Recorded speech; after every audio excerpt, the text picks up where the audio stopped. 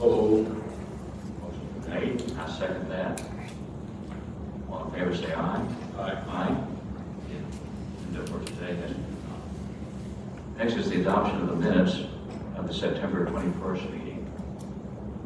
You have here a motion. moved. Motion been made, I second the motion. All in favor, say aye. Aye. Next is report from the Chief Financial Officer of the 2023 budget. Good morning. Morning. Since we've already reviewed the budget in detail, I'll just hit some highlights this morning.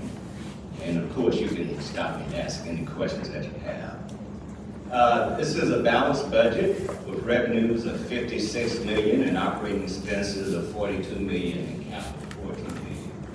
So that's balanced. The major assumptions in this budget is that we'll be fully staffed with an FTE of 322 head count, FTE head count. That relates to $15.3 million. Union salaries increases of 2% in October and another 2% in April. That correlates to $232 million. Health insurance is an increase of 4%. That's down from the 15% that we projected.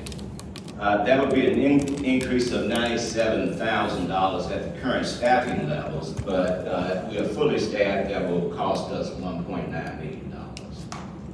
The pension contributions of 25% for the union and 5% for administrative people, that's $2.3 million. And it also assumes that we'll be operating the BRT for the full year at a cost of $3.5 million. And instituting on-demand service in December of 2022 at a cost of $660,000. So that's the highlights of the budget. Are there any questions?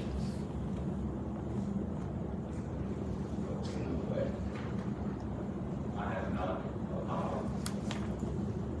All right.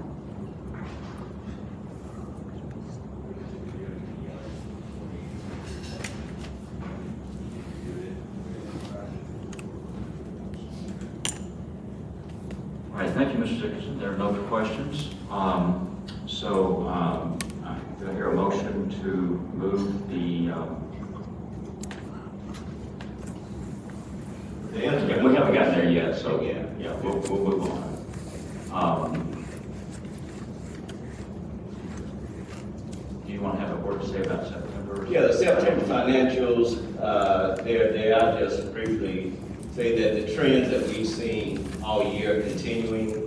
We ended the year with a profit. We're still liquid. We had about $9 million in the bank in September.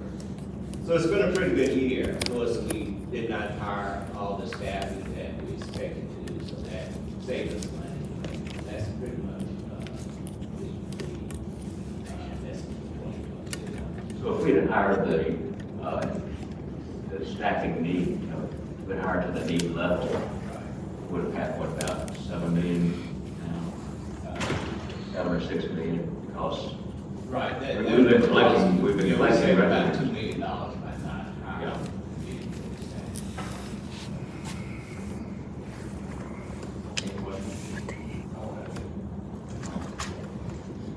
Thank you, Mr. Dixon. Next item is the report from the Chief of Staff.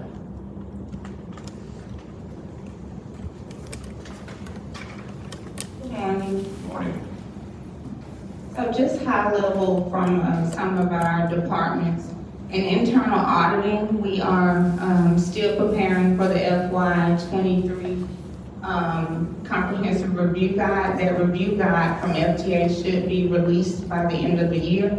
That review guide has over 21 component areas and helps the agency prepare for the triennial review. We will have mock reviews around January of calendar year 23. So again, once that review guide is released, we will distribute it to all department heads in preparation for our mock reviews. And we're looking at, we haven't received an official notice from FTA, but tentatively, our triennial review can be anytime from November of 2023 through May of 2024, but again, an official date will be released to us soon.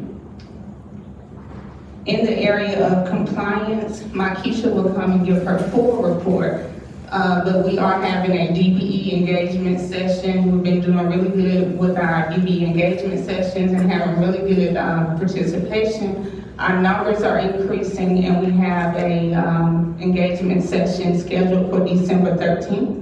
And again, she'll give more information on that event. Also in ADA, we have a paratransit advisory committee luncheon, holiday party actually, scheduled for tomorrow. It's from 2:30 to 3:30 if any board member wants to come and participate.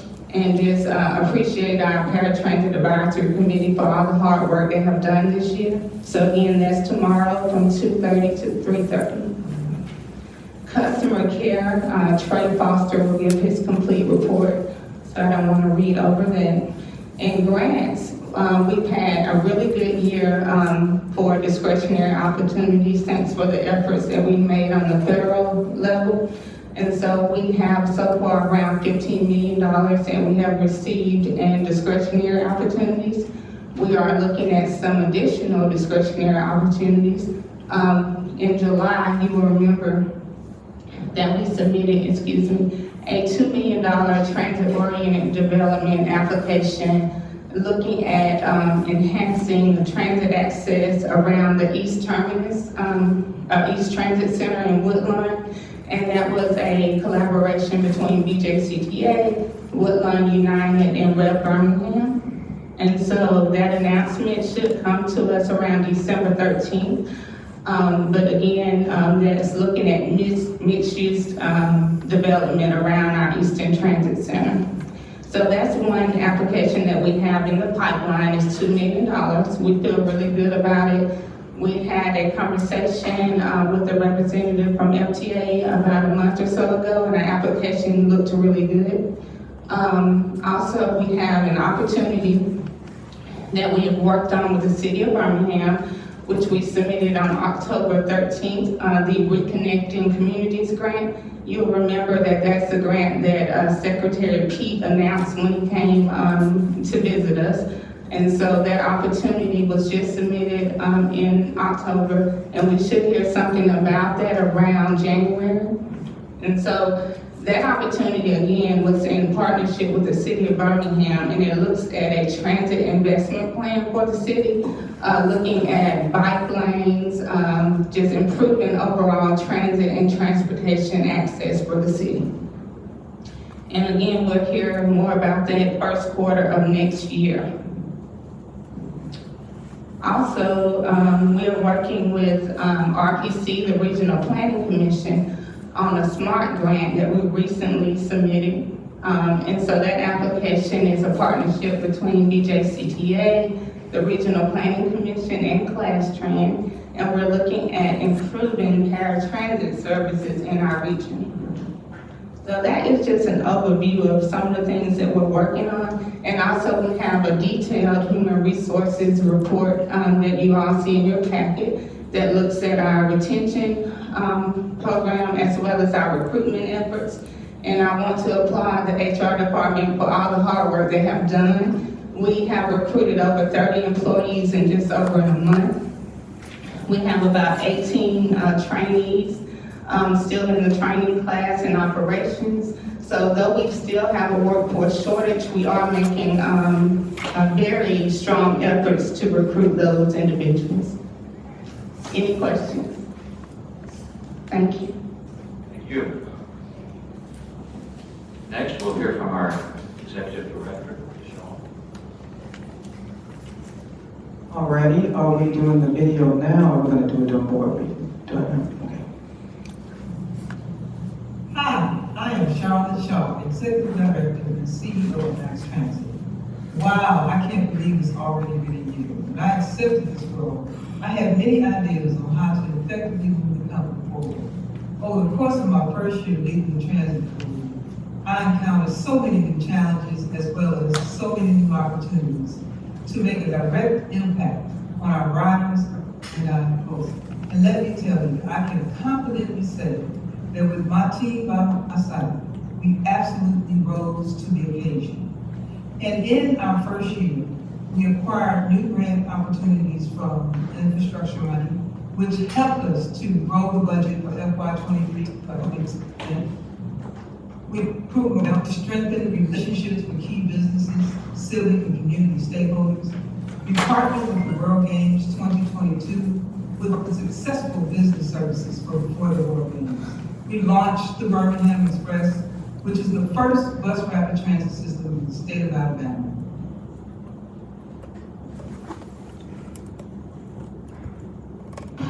Our leadership has been phenomenal, outstanding. Words can't describe how she's into this place and really turned around. I mean, we talk about in years' time, you have employees that love coming to work. I mean, it's superb.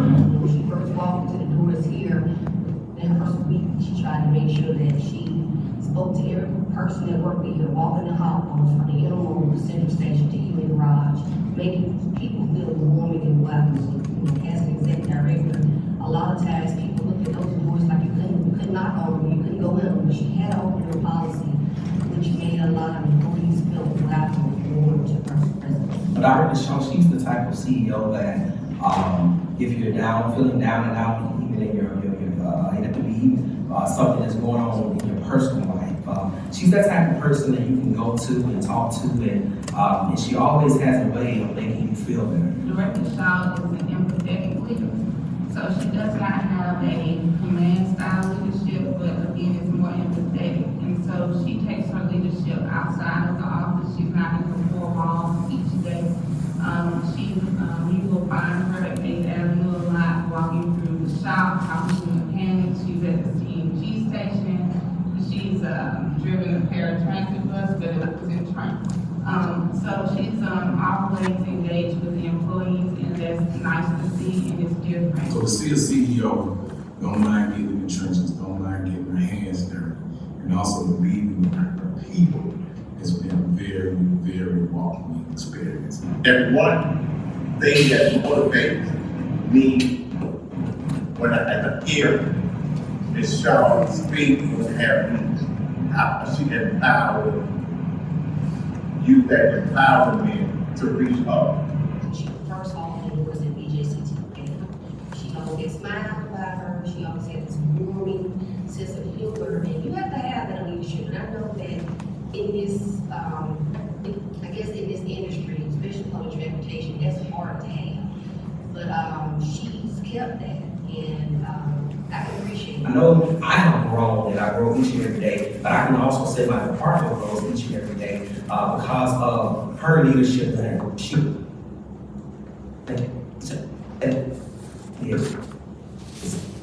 Now, how we position to be brand.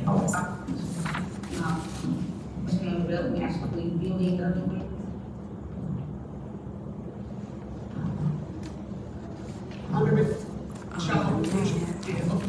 Like each and every day, I can choose my partners every day because of her leadership and she set the example of how this program to be ran, and I will follow. We can actually send it to them. I don't feel like I'm about to cry anyway, so we can send it to them. That's okay. We'll send the link out. That's a new one from what we saw at the workshop, but that's really nice. So I wanted to,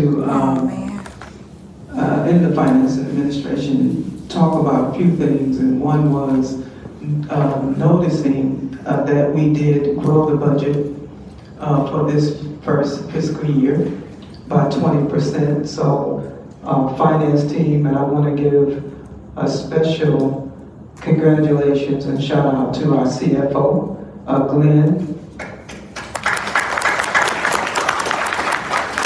Dickerson, who I just found out spells his name with 2 N's and not 1. So all year I've been spelling his name with 1 N, so thank you for allowing me to do that. And I want to just congratulate the team in this finance year. for a job well done. We were not in the red, we were in the green, and we've done a great job with all of the initiatives. I want to thank Chief Walker, and her team, and all of the task force who came together on the retention and recruitment policy, which is very important. That is a huge issue for us right now. I do want to note in this committee and to this committee that APTA came out with a report, and the industry is down 200,000 vacancies. That's 200,000 vacancies. And so for Chief Walker and her team to go out, she put together the task force. It's a task force team of employees. She put together that task force. They meet weekly, and they talk about how we recruit and retain, and it's obviously working because our onboarding process and our onboarding dates have been filled with good employees. And so I just want to thank she and her team for such a job well done.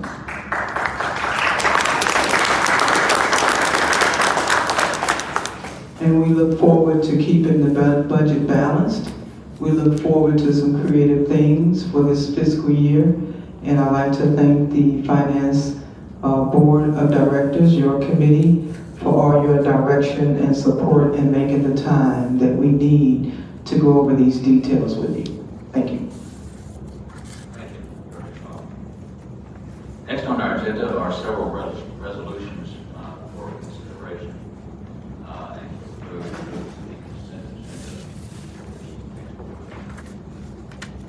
agenda. Next, first is resolution 2023-05.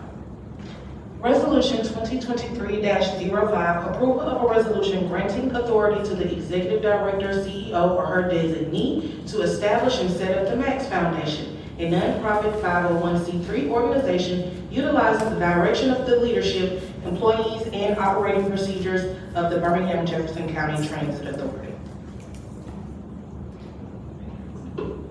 It's my understanding that this establishing this foundation was reviewed with all the board members of our retreat. Of course, it reviewed it myself, me, and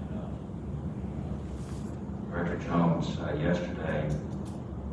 So, are there any questions? Do we want, just for purposes of just, explain what the foundation is? Very brief, because the reason why I'm saying that is I really think it's a great, Absolutely, absolutely. as we disclosed yesterday, You wanna go through? Foundation. Oh, explain what that is? Yeah. Okay, sure, yeah. Just make sure everyone that's here. Absolutely, give an overview.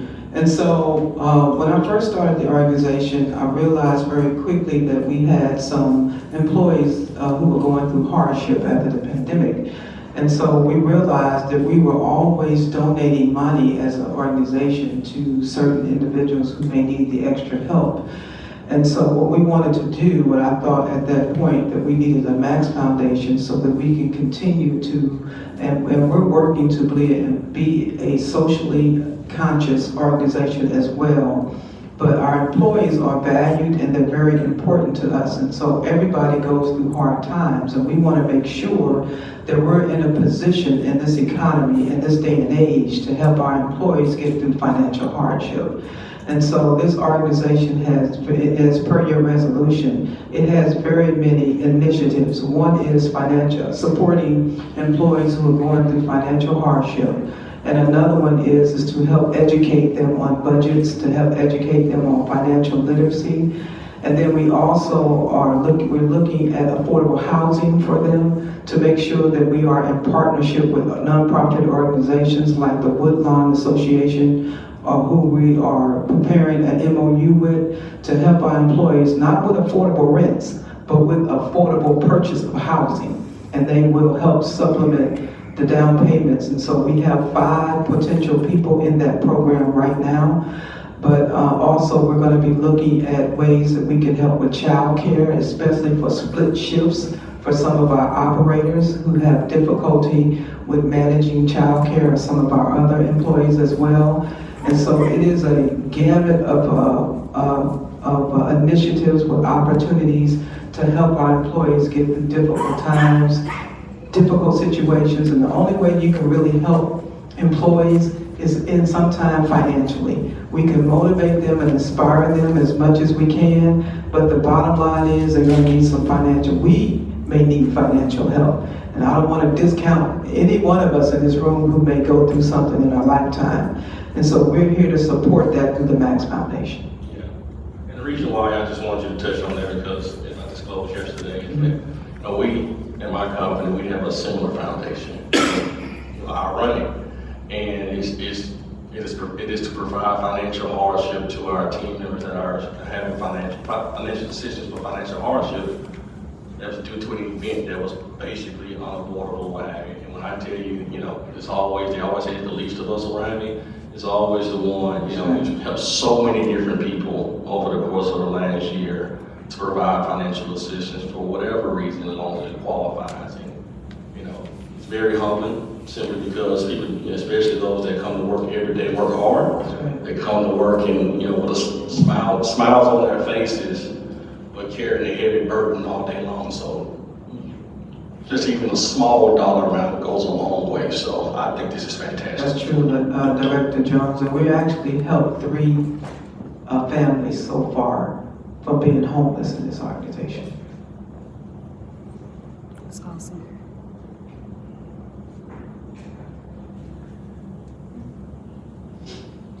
All right, if there is no other questions, is there a motion to move resolution 2023-5? Motion made, is there a second? Motion made and seconded, all in favor, say aye. Aye. All right, the motion has been approved, and resolution 2023 shall not go to the consent agenda. Next item is resolution 2023-07. Resolution 2023-07, approval of a resolution granting authority to the executive director or her designee to initiate task order number 3, phase 2, which includes completion of a strategic plan and development of performance appraisal metrics for the executive director or CEO. Task order number 3 is requested under the current existing contract between the Birmingham Jefferson County Transit Authority and Transpro Consulting, LLC. I hear a motion for this resolution. Second. All right. Is there any discussion? There's no discussion, so I'll call the question. All in favor of moving resolution 2023-7 to the consent agenda, say aye. Aye. All opposed, say no. That resolution moves to the consent agenda. Next is resolution 2023-10.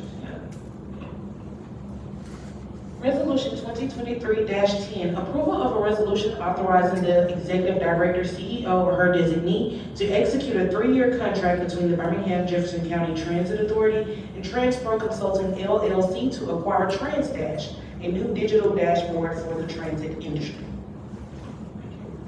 I hear a motion on moving resolution 2023-10. Motion made. Is there a second? Second. Motion made and second. Is there any discussion? Would you clarify? We see Transpro mentioned a couple of times among these resolutions. Can you tell us a little bit about this particular? Sure, so the first one that you just approved is for the strategic plan, is for the continuation and finalizing the strategic plan and the performance evaluation for the CEO.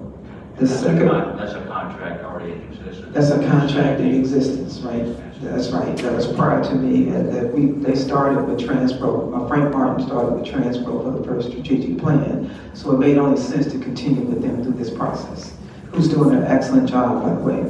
The second one is for the software, And that's for the TransDash to manage the matrices, which will be customer facing on the website once we get it set up.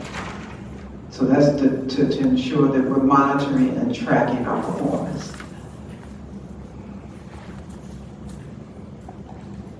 there are no questions, I'll call the question. All those in favor of resolution 2023-10, say aye. Aye. Any opposed, say no. That resolution 2023 moves to the -10 moves to the consent agenda. Next item is resolution 2022-11. Resolution 2020 should be 2023-11.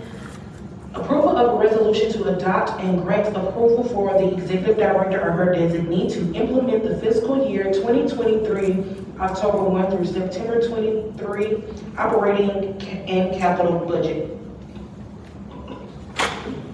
Do I hear a motion for this resolution? Motion made, is there a second? Second. Motion made and seconded. Are there any discussion? I just got one question, just one request.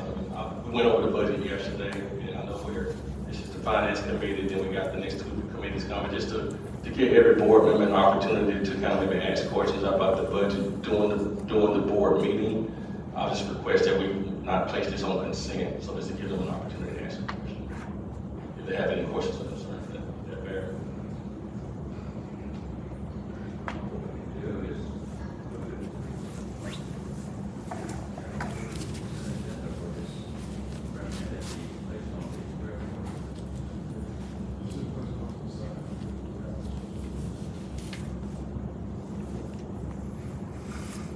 So we're taking it off consent? So we're We're gonna take it off consent? We'll move it to the regular agenda. Okay. I'm fine with it, but I just want to hear about the opportunity to ask any question they have about the budget. Next is resolution 2023-13. Resolution 2023-13, approval of a resolution granting authority to the executive director or her designee to execute an agreement between Birmingham Jefferson County Transit Authority and Complete 3 Tech Solutions LLC for IT network and support professional services. Thank you. Do you hear a motion on this resolution? Motion made, is there a second? Motion made and seconded. Is there any discussion? I think this is a very important move for us because IT, over the years, has become increasingly critical to the operation of this organization. And from the information we received during the discussions that are being yesterday and at the board's retreat, I believe we have a very good company. With that said, all those in favor of this resolution, say aye. Aye. Any opposed? There are none, so resolution 2023-13 moves to consent. Mr. Chairman, on the previous agenda item regarding the budget, there was discussion about whether to place it on consent or not, but there was no action taken on that item.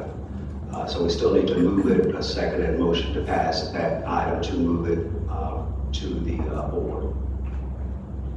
Thank you, Mr. Branch. So back to resolution 2023-11. The motion should be to move it to Just the regular calendar. the regular calendar for the board. All those in favor say aye. Aye. All right. I'll make the motion. I move the motion. Motion made, seconded, all in favor say aye. Aye. All right. And finally, resolution 23-14. Resolution 2023-14, approval of a resolution granting authority to the executive director, CEO, to select the various insurance coverage options as proposed by its broker, Cobbs Allen, and for the executive director, CEO, to enter into insurance contract agreements with insurance carriers for various types of coverages proposed.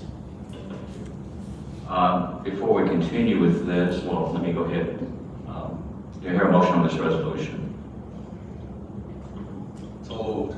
Motion made, is there a second? Motion made and second. Is there any discussion? I would like to first recognize Robert Furman from brokerage firm of Cobbs Allen. Good morning. Cobbs Allen has been a broker for us for several years, and I think that they've done a very good job in looking for the best possible coverage for the lowest price. Mr. Dixon, would you like to comment any on what your experience has been in this process? Yes, I agree with your sentiments about Allen. We increased our property by several $1 million with the 32 platforms and buses, and our insurance premium only went up by $65,000. So I thought that was good for us, thanks to Robert. It is good for a little bit. So I believe the actual amount you put into the budget is less than what you originally thought it would be. Right. Which is great because in general, my understanding is insurance rates have been rising, have risen this year about 10 to 15%. Actually, our rates only went up in the single digits. Yeah, we were thinking that it would go up by 200,000 and 65,000. Had a smile on my face. So, Robert, thank you very much. Thank y'all. So, I'll call this question. All those in favor of moving resolution 2023-14 to the consent agenda, say aye. Aye. Aye. There are no, there's no opposition, so 2023-14 goes to the consent. All right, next are information items. I'm not sure if everyone has read our new HR director.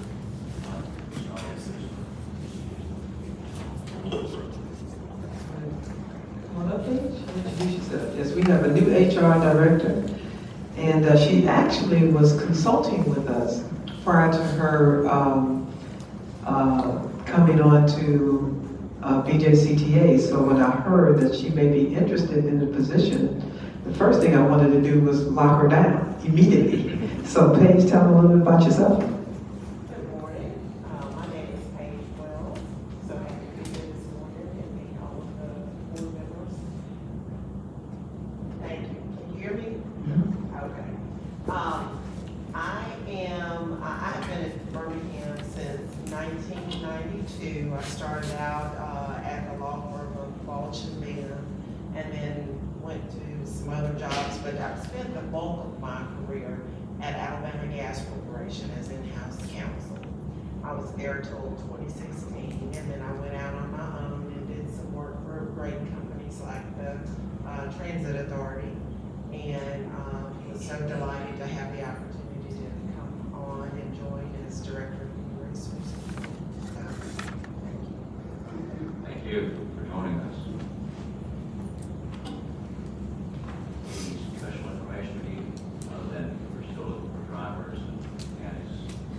Yeah, Stephanie kind of gave that pretty much most of the detail from her chief of staff report. Any questions about the other reports? No.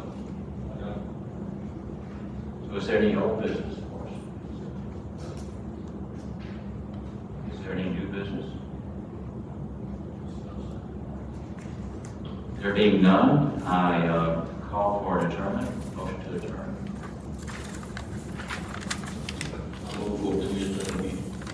I'll second that. This meeting of the Finance Committee is adjourned.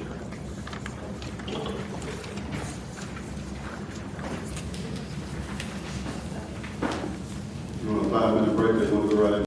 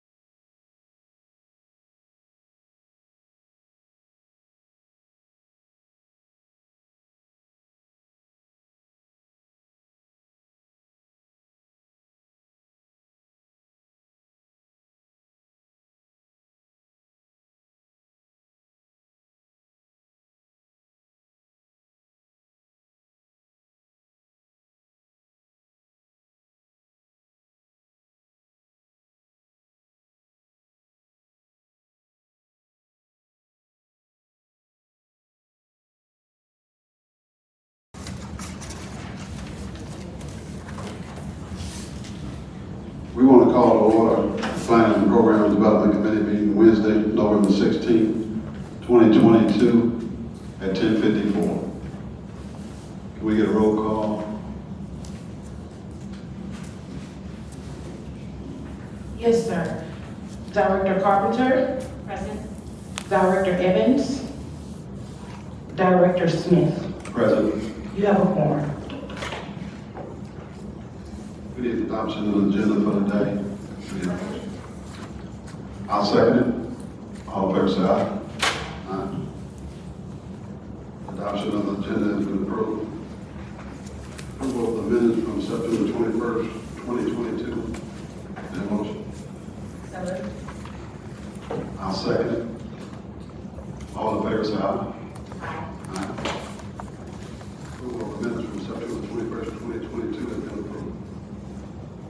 We've already had the executive director's report.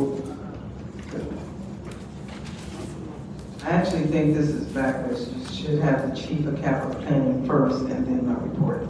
Okay. Let's hear from the chief of the capital planning and project delivery officer.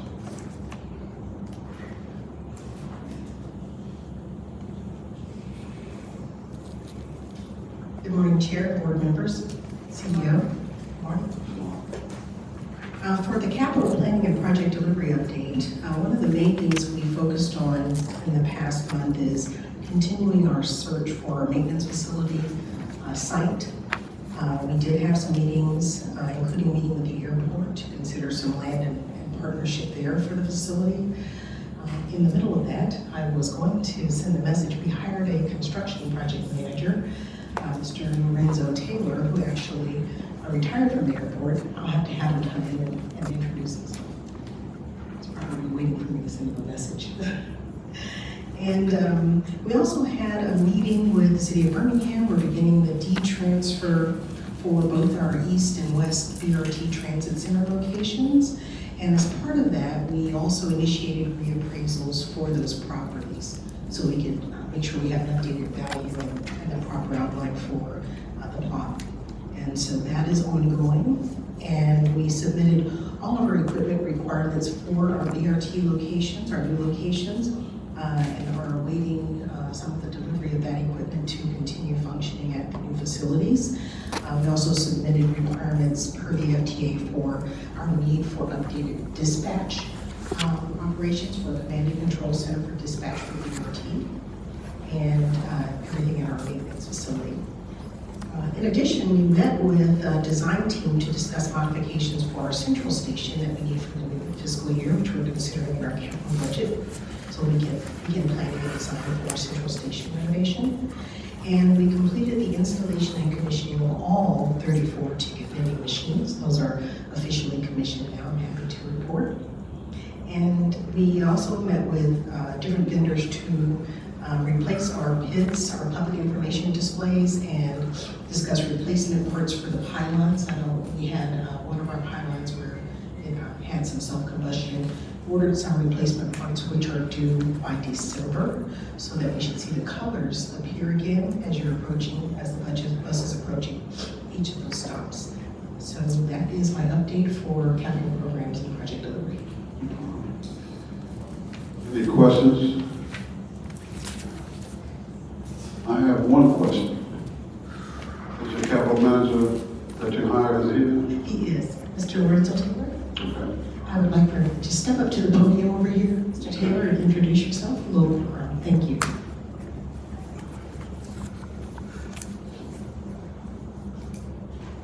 Good morning, everybody. Good morning. I'm Lorenzo Taylor. I'm hired as construction project manager, which is Combs.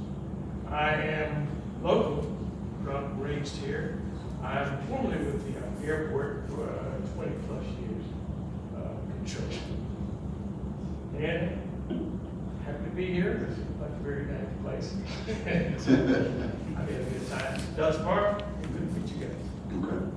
So he's going to be the internal capital project person. Okay. All right. Thank you for coming. Thank you.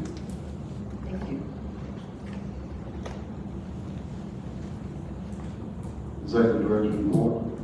Yes, so I just want to kind of emphasize a couple of things that Chief McCombs mentioned, and this is some areas that's already planned in the budget for our FY23 budget that shows our movement, Chief, Chair Smith, on TOD, which is a central station, and so Director Becky, we will be in touch with you for sure. But we would like to start feasibility study on going up on the central station with mixed-use housing. So that means some of the parking lot may go away, but we want to encourage a no parking zone.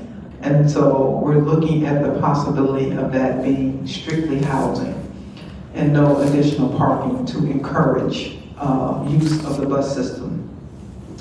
And the maintenance facility, we are running into some problems finding property, as you can imagine now.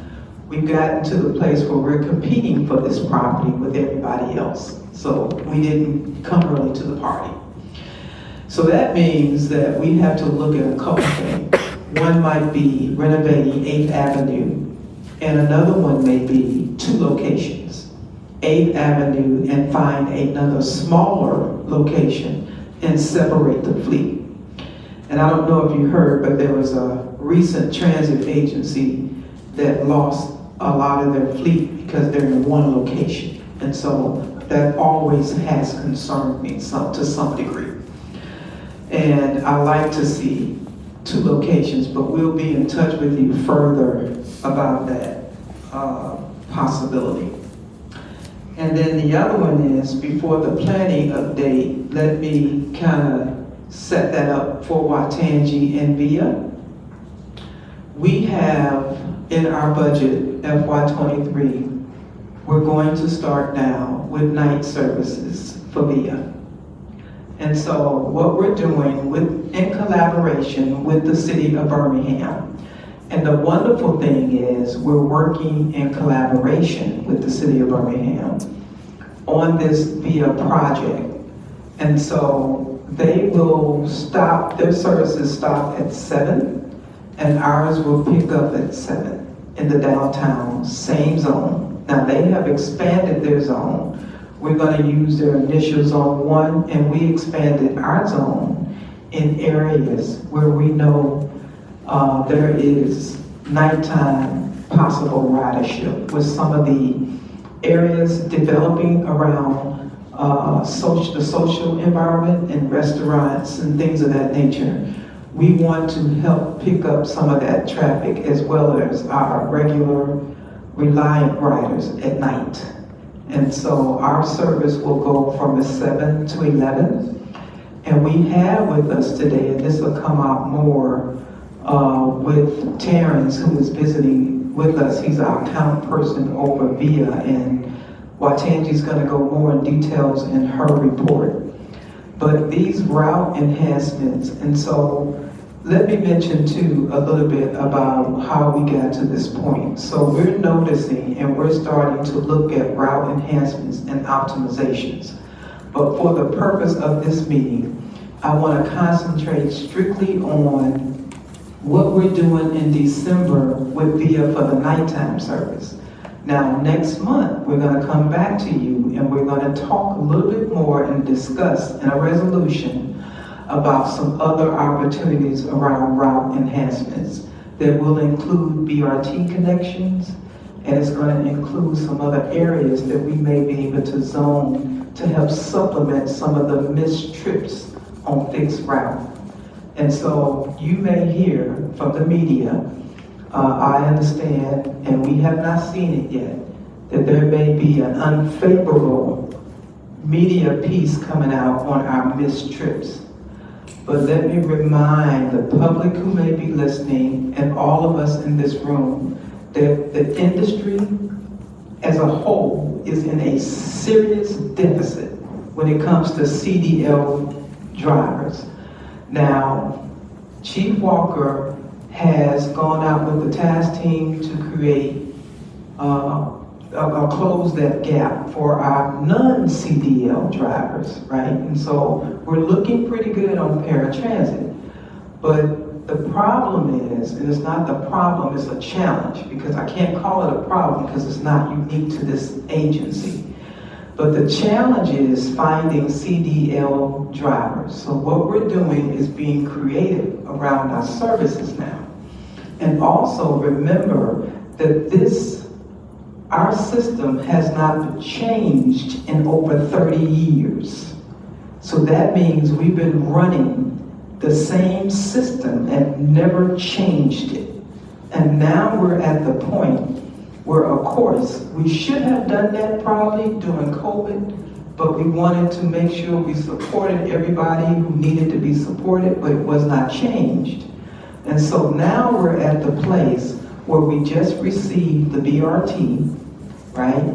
And so remember that we're under a union contract, and our drivers, they bid on schedules 3 times a year. The next schedule is in January. So we could not make the BRT connectivity changes until the next bid. So we did not want to put everything on the drivers when we launched the BRT all at once. We wanted to phase this, because in planning, you should always phase appropriately and not try to consolidate everything and push out everything at one time. You confuse the driver as well as you confuse the system. And so this has to be done in a phased approach, and that's what we're doing. And so our next phase now is our VIA nighttime services. We're gonna modify, optimize the service at night by moving some of our downtown lower ridership routes out, okay? And replace that and convert it to our VIA on-demand services. This makes real good sense. We were noticing after about 7, 8 o'clock at night, our ridership was reducing tremendously. And so we will no longer see some of those empty buses at night in the downtown area. And so with that, I think the next voice you will hear in terms of the planning and the updates will be Watanji and Terrence. Let me ask a question before they come. The city's VIA service is supposed to last to 8. 7. They said 8 the last time they changed it. I think it was 7. Oh, 8. Was it? They changed it. Okay, changed it now.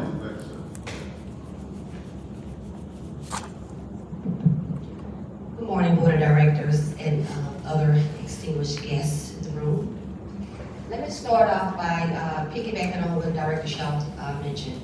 Next month, I will be coming back to the board about BRT connectivity. Included in your board package, you already see some maps and some surveys that I have already provided in relation to that, but we'll bring it back to you all next month. Today, I'm going to talk a little bit about Birmingham Express and just the ridership and how we can focus, how we're focusing on that since implementation. From September the 22nd, that's the first day of bus rapid transit, started here in Birmingham, and through the end of October, we estimated over 35,000 riders just between September the 22nd and the end of October. Looking at daily averages for the month of October, since it was a full month, of over 1,200 riders per day riding the system. And that is our riders getting off and getting on. One of the unique things, because we've heard success stories that has been shared with staff about connectivity, people being able to connect on the BRT to get to work on time. And I think later we're going to share some of those success stories. Now, what we have not done, we have not surveyed to find out, are those riders choice riders or the regular riders, but that is to come. We will be looking into that sometime next year to kind of identify, are they new? Because we want to attract choice riders, but of course we don't want to forget about our regular riders as well. With that, talking about the nighttime zone, I'm going to introduce Mr. Terrence McPherson, who is one of our partners from VIA, that's going to kind of walk us through the different zones that we're proposing. And the maps are here for the board of directors to kind of come up to see them later, but he's going to pull the maps up as well. And we're going to talk about what the zone looks like. Also, one of the most important things, because we have partnered with the city of Birmingham, this has been a very collaborative effort. I mean, Christina Argo from the city side has helped us with this, identifying the choice rider locations. You know, making sure we're hitting those hot spots on the south side of Avondale and so forth. So that's been very, very important. And talking about a little bit about their nighttime zone and extending it, they'll still have their existing one, but the city of Birmingham is moving to more of a Roebuck, Huffman community zone that's gonna really feed into our local fixed route that service, because that is a more underserved area that we're not providing enough public transportation to. So with that, I'll turn it over to Terrence, and I'll still stand up for Terrence if you have any questions.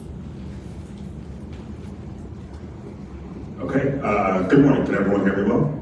Yes. All right, great, good morning, thank you. My name is Terrence McPherson. I work with a company called Thea. We provide transit solutions to municipalities, cities, agencies all across the globe. And super excited to be working with the BJCTA on what I think is an exciting opportunity to really enable nighttime transportation options in a unique way that's already been showing it works in Birmingham. So, as you guys can see on the screen, right now we have pulled up, and I'm actually going to switch between a couple of different views as I tell the story of the fixed routes that currently operate within the Birmingham area.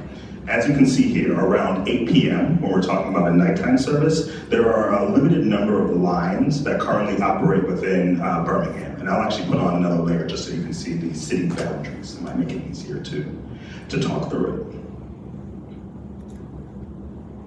Sorry, it's over here. Now, one of the things you'll notice on this map is that the fixed routes are actually colored by their frequency. And what I mean by frequency is we've got one set of colors that determine if a route runs every 15 minutes, that would be red. One color that determines if it runs 15 to 30 minutes, that's blue. Another one for 30 to 60 minutes, that's teal, and then over 60 minutes is black. As you can see on the map, once we hit around 8 p.m. on the nighttime, there are no routes that operate frequently, which really we find is an enabler of very high ridership. The more frequent services, the more predictable it is, the more likely people are to ride. We have a few routes that operate within the 15 to 30 minute range, closer to 30 minutes. These are the blue options. So this is the Route 100, the Birmingham Express, and then the 90 Magic City Connector, and then some of them that move up from there. So part of the challenge, what we really wanted to discover are what are opportunities to really enable some nightlife options for people in Birmingham, especially during times where parking is a bit difficult to enable, but also how can we capture some of those choice riders that we've been talking about, the people who have other options, who have their own vehicle, their own cars, and are able to identify that public transit may be a little bit too slow for what they're trying to do during the night. So working with the Director Shaw and our team, we came up with a zone that we think caters to some of this nighttime needs. And I can zoom in and out if we want to look at specific zone boundaries, but the idea behind this is we can actually leverage, the existing service that is operated by the city of Birmingham and effectively have BJCTA partner with the city in order to enable this nighttime option. Now we're using the existing fleet of vehicles, the same drivers that are already in place, in order to quickly stand up this service and have a on-demand transportation option for people to take from 7 p.m. to 11 p.m.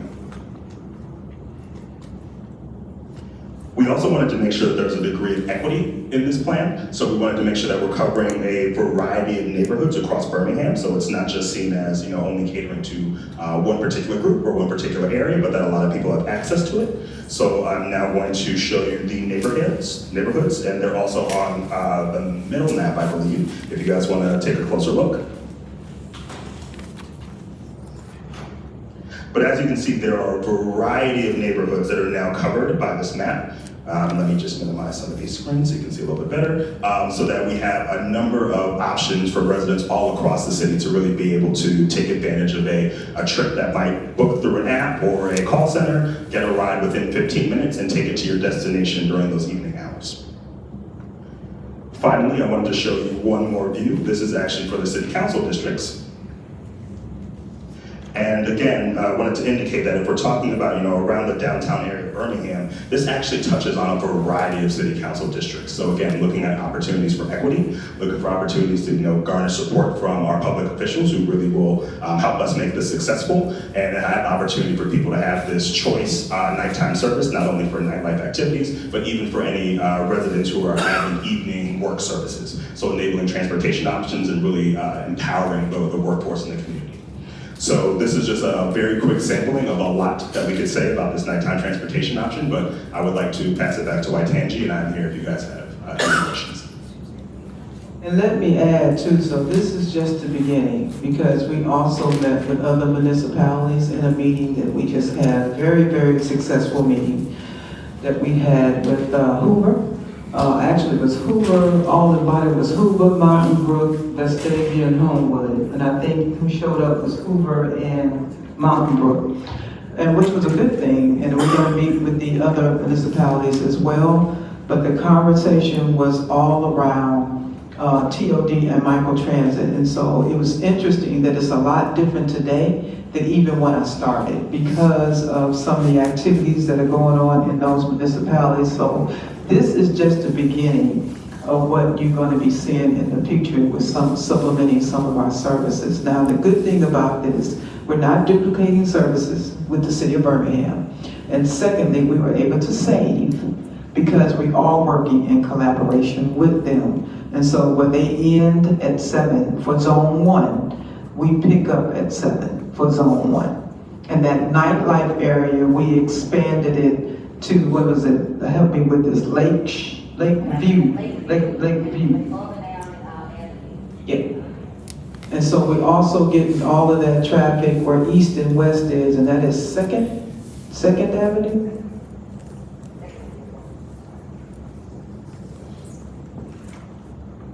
Okay, so I entertain any questions you all may have about the ridership and also about the existing nighttime zone. First of all, this is incredible and I love this, so thank you for all the work that I know goes into this. My question is mostly about how are we communicating this so that we can ensure people are aware that this service exists. It's something, I talk to people about, and I find that a lot of people don't know. Especially when we're looking at the neighborhood level, the previous map that you had up, so that they are aware that this is an option even for getting home at night, which is pretty incredible. We're serving a number of neighborhoods. We all know we have 99 neighborhoods in Birmingham, and so it takes a little bit of a ground game to get the message out. I'm wondering between that or working with the city councilors, whose districts this cover, how are we helping to message this to residents? So, Director Shaw may want to chime in on this. The first goal was to get the contract of the routes and then bring it before the board. Our VIA team has already reached out to our communications director to begin to look at implement our logo, and also if Sam, you want to come and talk about that as well, and how once this is done, we will proactively move to bring this out to our to the riders, and also the city councils. We're going to be going before the city councils to talk about this in the transportation committee as well. So let me mention too, so as part of the collaboration, that's why we keep mentioning collaboration, because it is, we are in meetings right now just on marketing, and VIA is involved in this, and the city of Birmingham is involved in this, and Sam, our director of marketing, we all just met, I think it was the day before yesterday, and so we're going to be rolling out a citywide VIA and BJCTA plan to where we're going to co-brand the vans, and we're going to co-brand the marketing to show that the city and BJCTA is working together, as well as communicate this out to all the neighborhoods and citywide. Yes, and as Director Shaw stated, we are working hand in hand with VIA, and we will be incorporating our services on the app, on the vans, and on everything that you see. So that'll allow us to get a larger range with the communities. And we are looking to go to the communities and tell them about this service as well as the other options of service that we can provide. question then. I just had one more data point to that, and I just wanted to elaborate that one of the reasons why I think the collaboration is important is that we're not starting from scratch. The existing Birmingham service has almost 9,500 registered riders on there, with over 2,000 riders that take 5 or more trips already. So we're starting with that base, and that's also a great way to grow out the messaging. I have a question concerning the marketing. Have you considered approaching the merchants associations in these areas so they can kind of advertise to their clients what's available for transportation into and out of their establishments? I know Avondale has a merchants association. I'm not sure if Lakeview does or not. I would think it might. Yes, that is one of the items that we are looking at in creating an overall marketing plan for this. So it will include how we speak to the communities, how we speak to the business leaders and others to make them aware of this service and how this service can coordinate with MAX and the other services we provide. Piggybacking on that, I would think BGCC would be all over this. So you've got the entire entertainment district in the service area. Any other questions? UAV. Let me ask you a question. How many vehicles is this taking right now?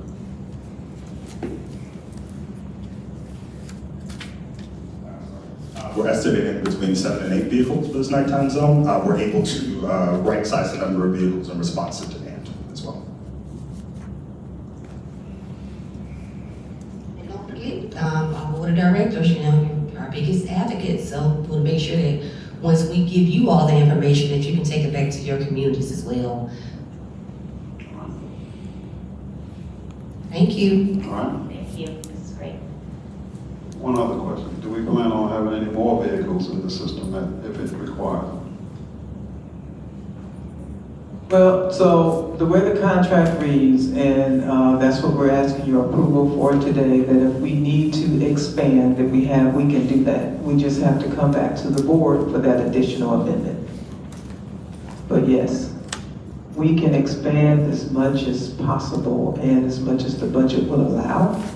But we also have some additional modes that we'll be bringing in the future. And so one of those is microtransit from BJCTA, called them, I think we call it Micromax. Micromax. And so, as you can see, we have been thinking very thoroughly about this to optimize the system as a whole. And so now when you are faced with some of those questions about missed trips, we're working on it. We're working toward the goal, but we have to address it in the industry like everybody else does, and we have to, like everybody else do, and we have to address it over time. It doesn't happen overnight. Any more questions?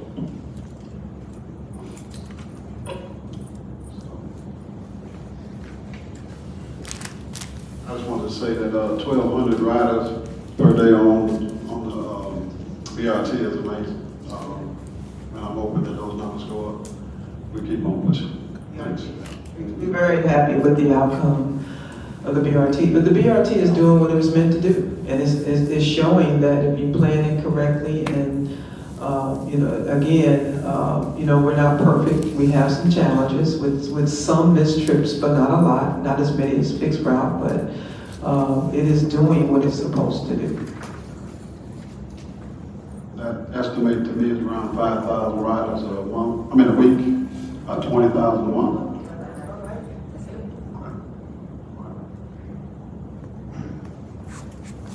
We have a resolution. We got a plan update from someone. Just did it. Oh, you just did it. Resolution for consideration and approval, resolution 2023-16. Resolution 2023-16, approval of a resolution granting authority for the executive director, CEO, or her delegate to enter into an agreement between Birmingham Jefferson County Transit Authority and River North Transit LLC, a wholly owned subsidiary of Via Transportation, to provide on-demand service in designated areas served by BGCTA. You hold the resolution. Is there a motion for it? We have a motion, we have a move, we have a second. It's been moved and properly second. All in favor say aye. Aye. Aye. All right. be moved to the full board.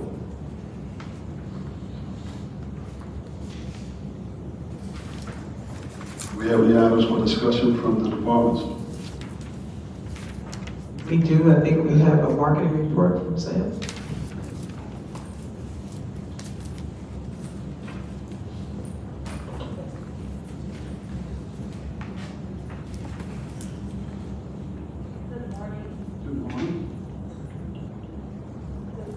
Morning to our board chair, the board, CEO, and executive staff. Hope everyone is doing well today. As you can see from the conversations that we've had thus far, our marketing team has been very busy. In this last month, we were excited to be a part of the Magic City Classic and also to participate in the parade. We had the opportunity to have an event with our employees to increase morale. We had a tailgate there and it was well attended. We also had Chris who cooked for us, Mr. Brewster, and made some delicious foods that many of our operators came to pick up or even took back to the station so that they could be a part of it as well. We've been focused as well on voter registration. We had voter registration team come out from Delta Sigma Theta and they registered folks to vote and then encouraged them to go vote as well. And for Thanksgiving, we will be working to help some of our employees who have needs and provide them with items for Thanksgiving. We have our holiday bus, which is coming up, and we do that each year with the Salvation Army. So we'll be working towards that. And then we will be decorating our stations coming up soon, beginning of December, so that we can spread holiday cheer. We will also have a holiday gala, which will happen on December 11th. So all of you should be getting invites for that. And all of our employees are invited to come with a guest. And we will be recognizing several employees there for their leadership and for their performance during the gala.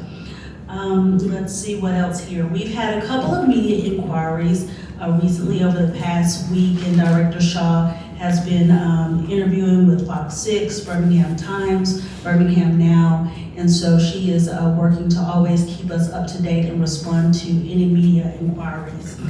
And as far as that goes, that's kind of what we've been doing from a marketing perspective, and we look forward to going into the new year. So if you have any questions, just let me know. Any questions for Ms. Hunt? Right. I have one that I want to add. Chris, I mean, you came out 3 o'clock in the morning to come cook for the crew. You too, I mean, you all did a great job, man. I want to appreciate y'all for that. Thank you.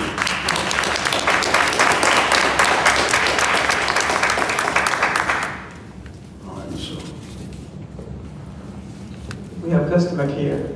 Okay, customer care.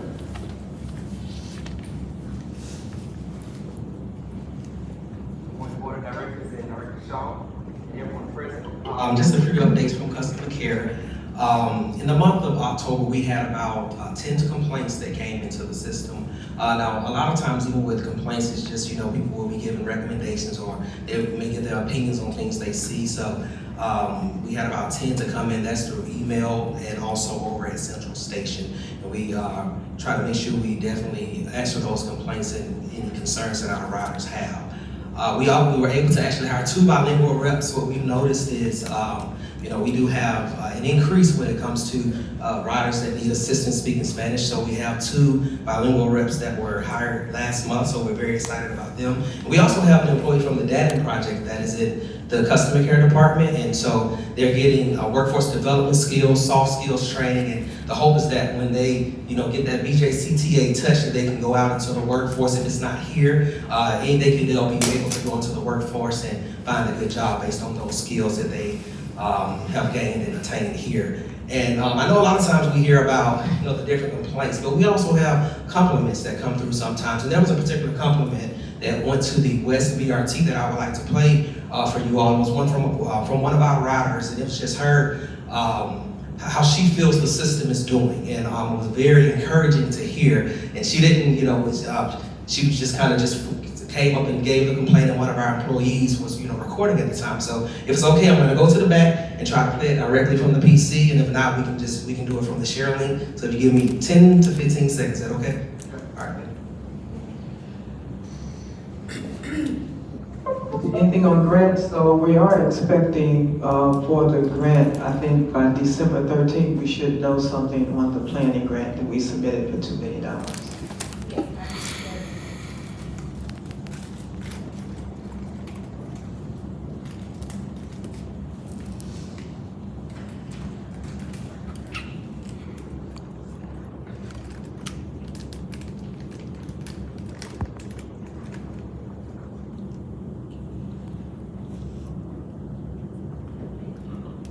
While he's pulling that up, I appreciate the focus on bilingual customer service. I'm glad we're doing that. Do we have additional positions that are still open, and are we targeting that specifically?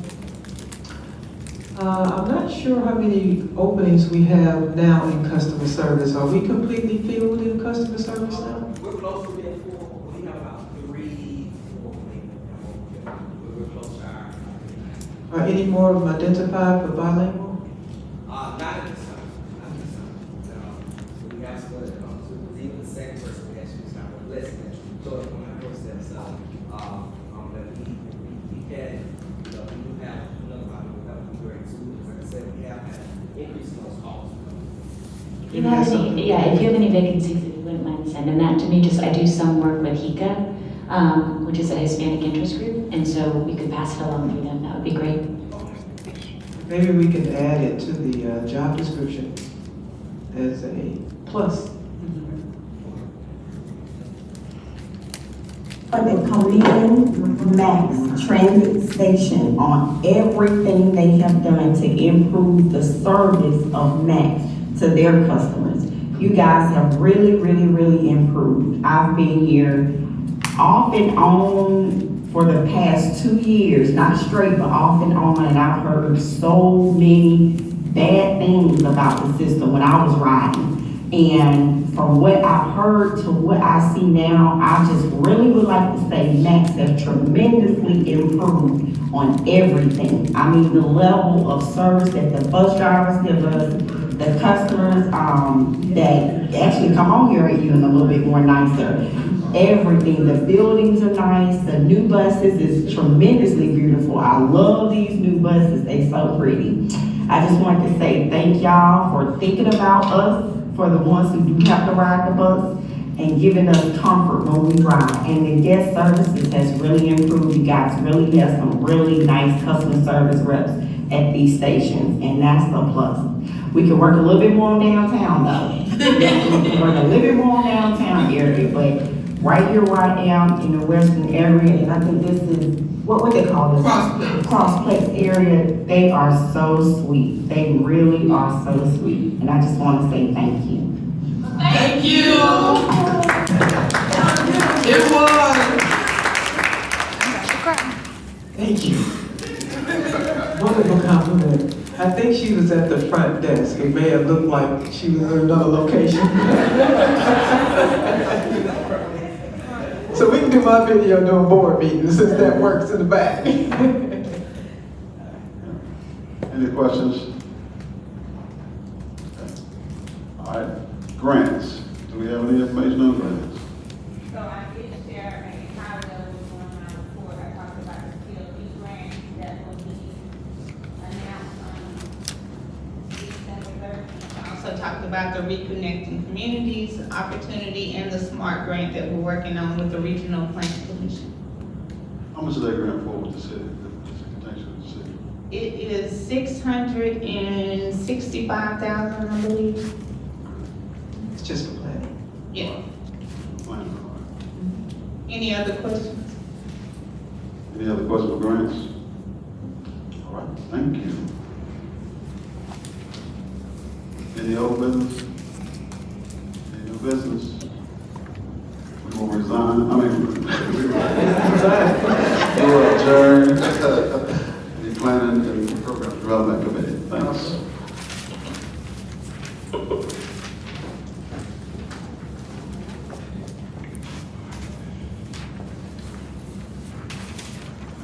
we need to take a break or go through it? I don't have a quorum, so, for operations. Do we want to take a few minutes break? It's, I think that because it's going to be informational, we might just go ahead. Okay. Fine. Good morning. I'd like to call to order the Operations Committee meeting today at 11:33. We will go to the roll call and establishment of a quorum. Director Coker, Present. Director Cunningham, Director Minor. You do not have a quorum. Okay. Should we just go to information only?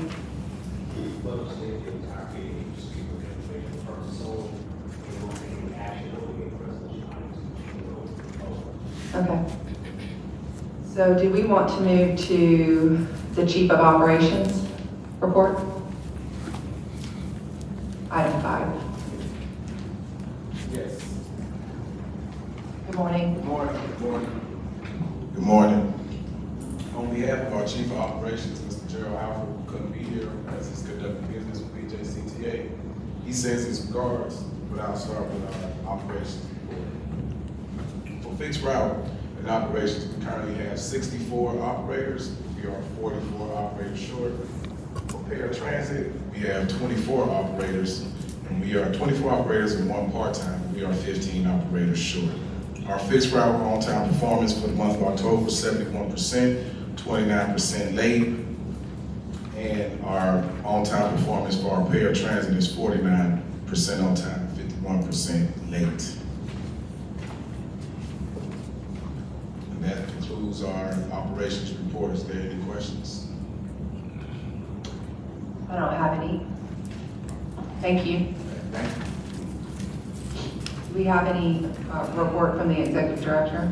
Yes, I do want to mention that Gerald Alfred, our Chief of Operations, our Chief Operating Officer, is actually out at a commencement exercise for Jefferson State College. He was the commencement speaker, and they are graduating CDL licensees. So let's hope that he's there and brings some folk back with him. But I'd like to congratulate him on such a wonderful opportunity to go and represent BJCTA. So he is really out representing us in a great way right now.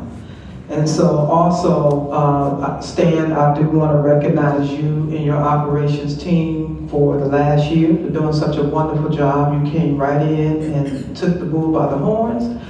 And you are doing a great job keeping up with all our percentages and our data. As you can see, we're running a little late on the paratransit side, but we're working with that now because we now have 20 paratransit drivers, new drivers that we just hired. We hired 20, but we have 11 in training now. I was in training. Okay, and that happened. So we hire in more than actually get through the training program because they leave for various reasons. As soon as you get them, I'm sure you all already know this. You know, we lose as many of them sometimes as we get. And so we're working on that as well. And I'm harping on that because of some of the media attention we are getting around some of our missed trips, not missed routes. And I wanted to clarify to make sure everybody understand that missed trips. And again, it's that workforce issue, that workforce shortage that is causing quite a bit of pain for us. And so also, I want to, which I didn't get a chance to do, but it's coming up in the facilities report, which we don't have, but I did want to recognize that we have a new facilities manager.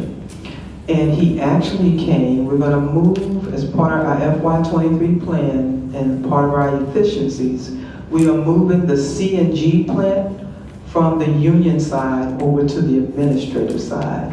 And this young man ran our CNG facility for a long time. He's gonna come up and introduce himself and tell us a little bit about him. But that's Will, everybody knows Will. He used to work with the union. Come on up, Will. He worked with the union, he was a union rep for a while, but now he is a management man, and so we'd like to welcome him to the staff. This is a prime example of people actually being progressed within the company, who show the skills, who show the experience, and not only that, he's a man of motivation, he's a man of inspiration. He is a great person to have on our new executive staff. Good morning, everyone. Good morning. Chair Smith, fellow board members, Attorney French, Director Shaw, fellow boards. Of course, my name is William Cannell. I've been at Max 9 years. Started out as an apprentice mechanic. Graduated, became a certified fuel inspector, which allowed me to operate our CNG station under my former boss, Mr. Billy Kane here. It's been a great role.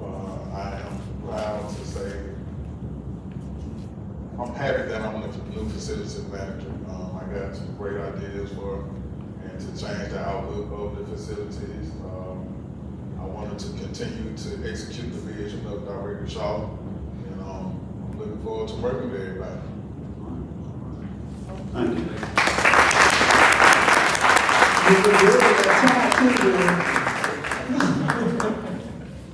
Yeah, Will, I didn't put your name out there on the helping Chris with the food, so I'm gonna say thank you again. All right. Anything else on the executive director's report? I think that's it for me. Thank you. Thank you. So you said we're missing a maintenance facility update? We have, now the vehicle maintenance update, that is the maintenance facility that we've been carrying on the report for a while. Okay. Which is, now that's the, oh no, I'm sorry, that's Billy's update, my bad.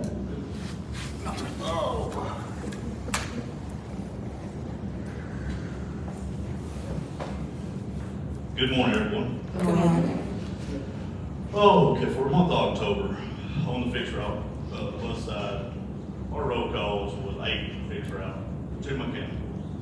Miles 20 roll calls, 69,481.20. 6 non-mechanicals. Repair transit, we had 0 roll calls, 72,742.40. Miles 20 roll calls. And for everyone that don't know what miles 20 roll calls, it's the mileage in between your breakdowns. So fixed route ran 69,481 between breakdowns for the mileage we ran. We replaced 1 engine in the paratransit fleet. We have 3 engines down, 1 accident. We have 30 paratransit in service. For fixed route, we replaced 1 engine down, 3 buses down with accidents, 2 down for parts on back order, and 66 fixed routes in service. For BRT, we have 4 accidents and 7 BRTs in service. And I want to mention we hired 3 apprentice technicians, 1 Tech 1, and 3 Tech 2.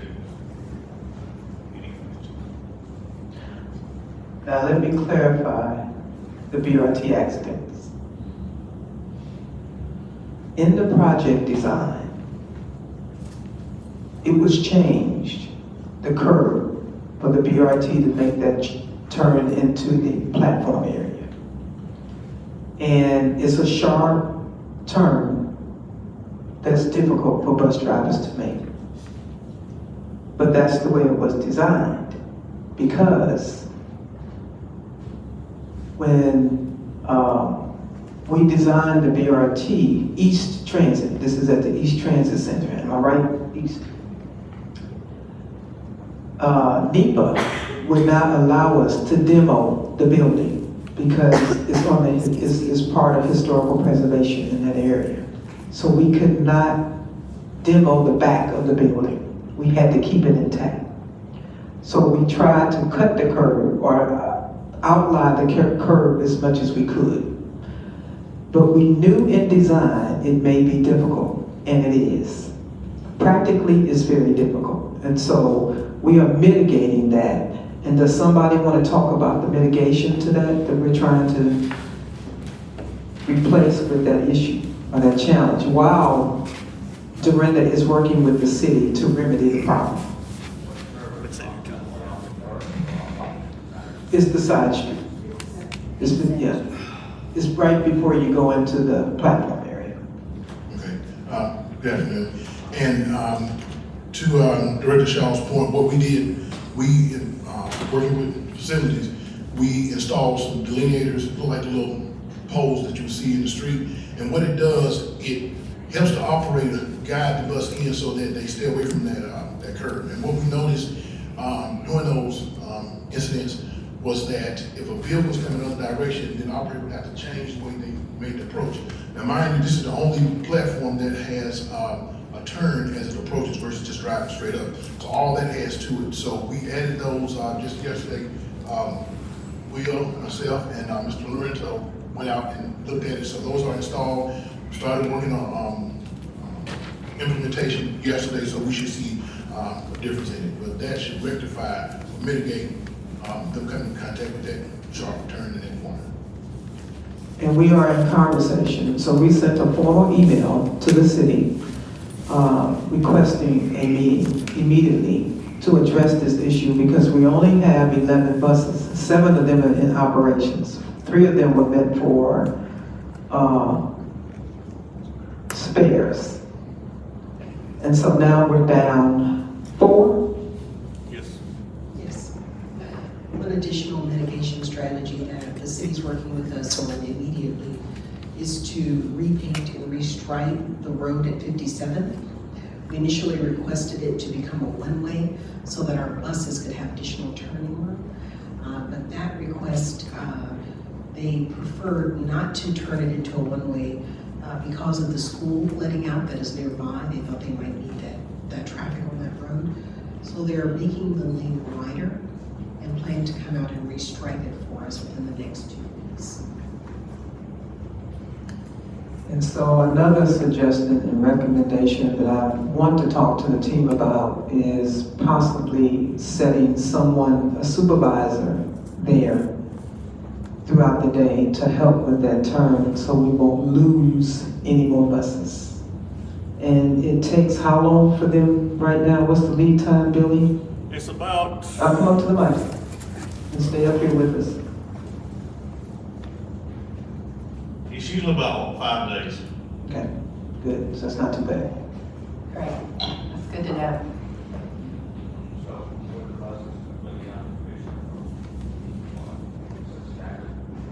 They're not completely out of mission. What it is when you hit the side of the curve, you bust a fiberglass.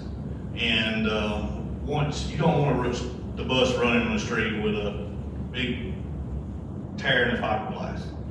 So we bring them in there, re-fiberglass them and repaint them. So, you know, the longest part of it is taking and getting the body work. Paint, you know, you have to, once you paint it, cure times 24 hours. So it usually takes 3 to 5 days we have it out. So it was more cosmetic than Yes, sir. Thank you.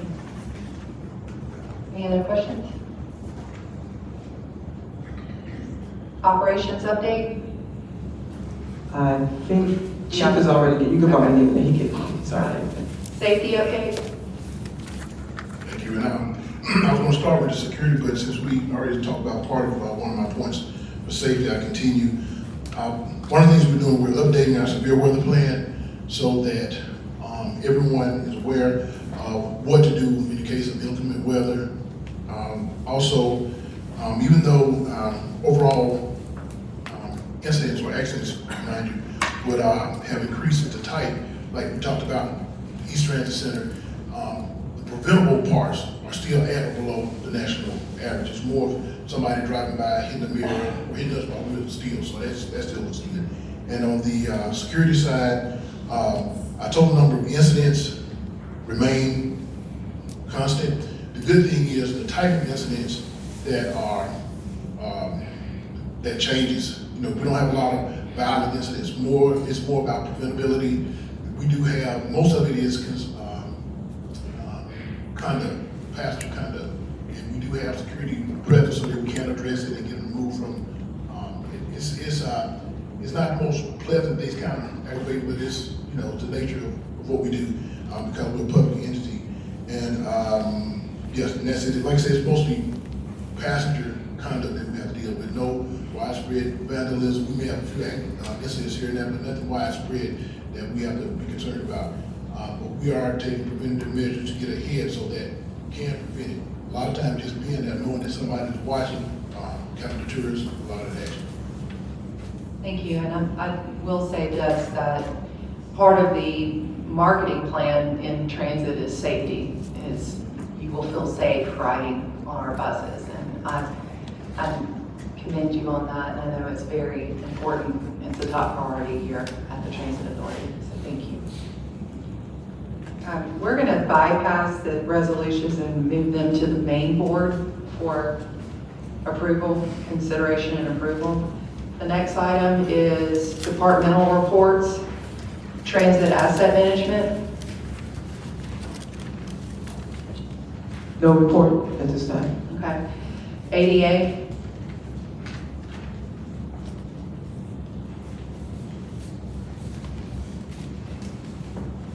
Good morning, Director. Good morning. In ADA, we don't have much. I would like to say that right now we have about 4,000, excuse me, riders for the month of October, and that number continues to grow. So we are working in the ADA department to get those applications processed so that we can get the clients and buses. And I would like to remind everyone again about what Chief Walker said earlier for DBE. Our DBE engagement session, the last one of the year, will be December 13th here in this room from 2:30 to 4 p.m. Also, we will be partnering with City Source Forum at the airport on December 12th. And I can provide more details as I get them, where we did it in October. I was a panelist with them, we partnered, and we really are partnering with a lot of people in the city to grow our DBE participation. So it would be great if you all can attend. And lastly, our ADA Advisory, Paratransit Advisory Committee last meeting is tomorrow here in this room. They'll have a holiday gathering / meeting. You are invited to come out. That will be from 2:30 to 3:30 in this room. And they are advocates, and they would love to see your faces. Thank you. Thank you. Can we get a reminder email sent to us before the DBE forum on the 13th? Thank you. And facilities, we've already gone through. There's no report at this time. Got it. And if there's no old or new business, we'll adjourn. Thank you.